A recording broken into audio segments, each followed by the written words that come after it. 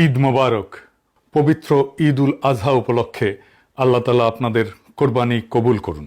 Gaza, Iran সহ সারা দুনিয়ার মজলুম মুসলমানেরা জালেমদের পরাজিত করুক। পরিবার পরিজন, আত্মীয় স্বজন এবং বন্ধু বান্ধবদের সঙ্গে কাটানো এই পবিত্র দিনগুলোতে আপনাদের জীবনে রহমত, বরকত বহুগুণে বর্ধিত হোক। বাংলাদেশের মানুষ ভাগ্যবান কেন জানেন? কারণ আপনি গরু কোরবানি দিতে পারেন প্রকাশ্যে গর্বের সাথে, রাস্তার উপরে, বাড়ির গ্যারেজে, ঈদের সকালে বাঙ্গু সেকুলারদের গায়ে জ্বলুনি ধরায় কোরবানির পশুর রক্তে ভাইসা যায় ঢাকার অলিগলি রাজপথ। সেইটা আপনার অধিকার।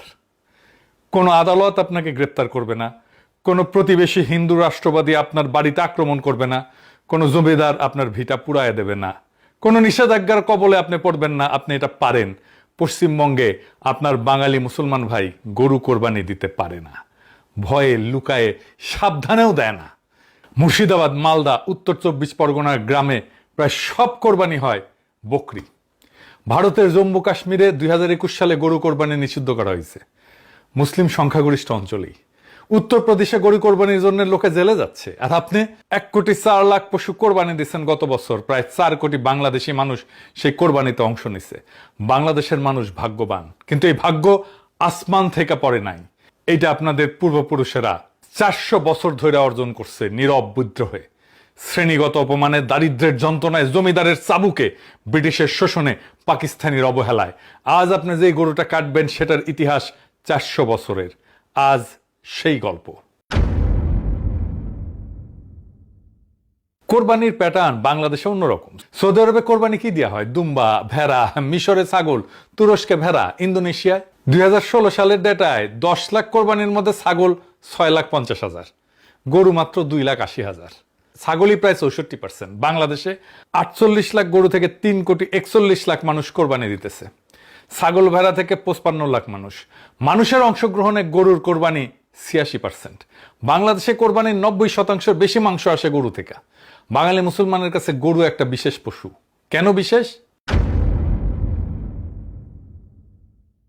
কারণ এই উপমহাদেশে গরু কোরবানি নিষিদ্ধ ছিল 350 বছর। বাঙালি মুসলমানের গরু কোরবানি দেওয়ার অধিকার আজও পশ্চিমবঙ্গে নাই, আজও কাশ্মীরে নাই, আজও উত্তরপ্রদেশে নাই, শুধু এই দেশে আছে, বাংলাদেশে। তাই বাংলাদেশের গরু কোরবানি কোনো সাধারণ ধর্মীয় আচার না, এটা একটা রাজনৈতিক বিবৃতি। বাংলাদেশের কোরবানির প্রত্যেকটা গরু একটা ঐতিহাসিক জবাব। প্রত্যেক বছর কোরবানি ঈদ আসে আর শুরু হয় আমাদের সোকল বাঙ্গু সেকুলারদের আক্রমণ। 2016 সালের কথা মনে আছে, আমি তখন দেশে।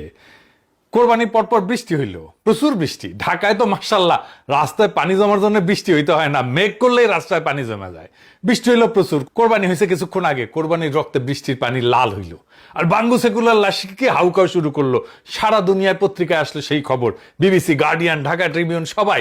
শুরু হইলো ফটোশপ কইরা ছবি ছড়ানো, তার সাথে চিৎকার শুরু হইলো ইন্ডিয়ান মিডিয়ার। পরিবেশ গেল অস্বাস্থ্যকর, আরো কত কিছু। বৃষ্টি হইলে ড্রেন আর সুয়ারেজ থেকে যে গুমুত পানির সাথে মিশে আটকায় থাকে প্রত্যেকবার বৃষ্টির পরে, আর সেই পানি মারায় মানুষকে হাঁটাচলা করতে হয়, সেটা ঠিক আছে। কোরবানির রক্ত হইলে সর্বনাশ, পশু হত্যা অমানবিক। এত রক্তপাত কেন? এই বর্বরতা বন্ধ করা উচিত। পরিবেশ দূষণ, শহরে কোরবানি নিষিদ্ধ করো, স্লটার হাউসে নিয়ে যাও, সামনে কোরবানি দিও না। আর একটা কথা তো আছেই, বনের পশু না মনের পশু কোরবানি দাও। তারা একটা কথা কখনো বলে না, প্রাণী উৎসর্গ ইসলামের একচেটিয়া বিষয় না। হিন্দু ধর্মে বৈদিক যুগে অশ্বমেধ যজ্ঞ ছিল ঘোড়া বলি, রাজার সার্বভৌমত্ব ঘোষণার জন্য। শতপথ ব্রাহ্মণে এর বিস্তারিত বর্ণনা আছে। সর্বশেষ অশ্বমেধ যজ্ঞ হয়েছিল 1741 সালে। জয়পুরের মহারাজা দ্বিতীয় জয় সিং পালন করছিলেন। আজও কলকাতার কালীঘাট মন্দিরে দৈনিক পাঠা বলি হয়। কালী পূজার সময় শত শত পাঠা বলি দেওয়া হয়। আসামের কামাখ্যা মন্দির হিন্দু শক্তিপীঠের অন্যতম পবিত্র মন্দির, সেখানে দুর্গাপূজার সময় মহিষ বলি দেওয়া হয় নিয়মিত। 2018 সালে 3 দিনে 19টা মহিষ বলি দেওয়া হয়েছে। নেপালে গাধিমাই উৎসব বলে একটা উৎসব আছে, হিন্দুদের উৎসব, বিশ্বের সর্ববৃহৎ পশু বলির অনুষ্ঠান। 2014 সালে 2 লাখ পশু বলি দেওয়া হয়। 2019 সালে নিষেধাজ্ঞা সত্ত্বেও হাজার হাজার মহিষ বলি দেওয়া হয়েছে গাধিমাই উৎসবে। ভারতের উড়িষ্যায় আদিবাসী চুলিয়া যাত্রায় হাইকোর্টের নিষেধাজ্ঞা অমান্য করে পশু বলি দেওয়া হয়েছে। তাদের যুক্তি, এটা তাদের ঐতিহ্যগত অধিকার। এইবার ইহুদি ধর্ম দেখেন, জেরুজালেমে দ্বিতীয় মন্দিরে দৈনিক 2টা মেষ শাবক বলি দেওয়া হইতো। সাবাতে বাড়তি বলি, উৎসবে আরো বেশি। দ্বিতীয় মন্দির ধ্বংসের আগ পর্যন্ত মানে 70 খ্রিস্টাব্দ পর্যন্ত এই প্রথা চলছে। প্রাচীন জেরুজালেমের অর্থনীতি দাঁড়াইছিল এই বলির অর্থনীতির উপরে, কোরবানির অর্থনীতির উপরে। মানব সভ্যতার ইতিহাস পশু বলির, পশু উৎসর্গের ইতিহাস। শুধু পশু না, মানুষও বলি দিত আগে। প্রত্যেকটা ধর্ম, প্রত্যেকটা সংস্কৃতি, প্রত্যেকটা মহাদেশে উৎসর্গ ছিল। তাহলে শুধু মুসলমানের কোরবানিকে কেন আক্রমণ? কারণ আক্রমণটা পশু হত্যার বিরুদ্ধে না, এটা মুসলমানের সার্বভৌমত্বের বিরুদ্ধে। সেটা কি রকম? এইটা মুসলমানের বিরুদ্ধে সাংস্কৃতিক যুদ্ধ। সাংস্কৃতিক যুদ্ধ শুরু সবসময় অন্যের সবচেয়ে কেন্দ্রীয় সিম্বলকে আক্রমণ করে, কেন্দ্রীয় প্রতীককে আক্রমণ করে। আমরা কাকে আক্রমণ করি? রবীন্দ্রনাথ। কেন? কারণ রবীন্দ্রনাথ বাঙালি ভদ্রলোক, হিন্দু আধিপত্যের সাংস্কৃতিক চূড়া। যত প্রতিভাবানই হোক, তিনি একটা শ্রেণীর প্রতিনিধি, জমিদার শ্রেণীর। আমরা বলি রবীন্দ্রনাথ বাঙালি মুসলমানের ভাষাকে অস্বীকার করছেন, তার সাহিত্যে মুসলিম চরিত্র নাই, তিনি ঢাকাকে রাজধানী করে পৃথক প্রশাসনিক এলাকা করার বিরুদ্ধে দাঁড়াইছিলেন, মানে আমাদের সার্বভৌমত্বের বিরুদ্ধে দাঁড়াইছিলেন। আমরা ফাইট করি রবীন্দ্রনাথের সাথে, কারণ রবীন্দ্রনাথকে পলিটিক্যালি পরাস্ত করতে পারলেই আমাদের সাংস্কৃতিক স্বাধীনতা, সাংস্কৃতিক মুক্তি। আমরাই কাজ করবো ইনশাল্লাহ। যাই হোক, ওরা কাকে আক্রমণ করে? গরু কোরবানিকে। কেন? কারণ গরু কোরবানি বাঙালি মুসলমানের সার্বভৌমত্বের সাংস্কৃতিক চূড়া। ঢাকার রাজপথ রক্ত মানে বাঙালি মুসলমান এখনো স্বাধীন। সে আর হিন্দু জমিদারের প্রজা না, সে আর কলকাতার ভদ্রলোকের অধীন না। এই দৃশ্যটা ওদের সহ্য হয় না, কারণ এই দৃশ্য তাদের পরাজয়ের স্মারক।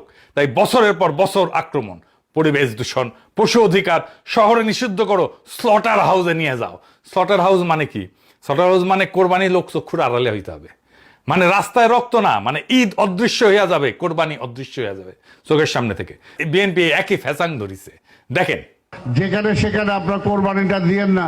কোরবানিটা এরপরে হয়তো এখন হচ্ছে না, 2-3 বছর পরে আমরা বিদেশের মতো করতে পারি, যে যেখানে সেখানে আমরা কোরবানি না দিয়ে স্লটার হাউস আমরা করে দেবো। আছে আমাদের 2টা স্লটার হাউস, এগুলো আমরা আরো বাড়ায় দিতে পারি।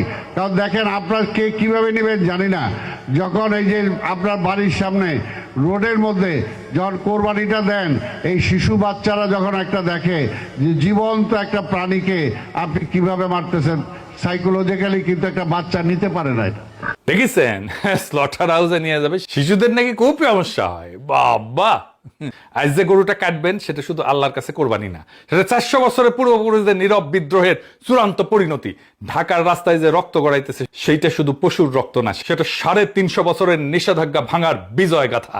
বাংলাদেশের মানুষ ভাগ্যবান, এই ভাগ্য রক্ষা করেন। এই ভাগ্য রক্ষা করার তৌফিক যেন খোদা তাআলা আমাদেরকে দেন। ইনকিলাব জিন্দাবাদ।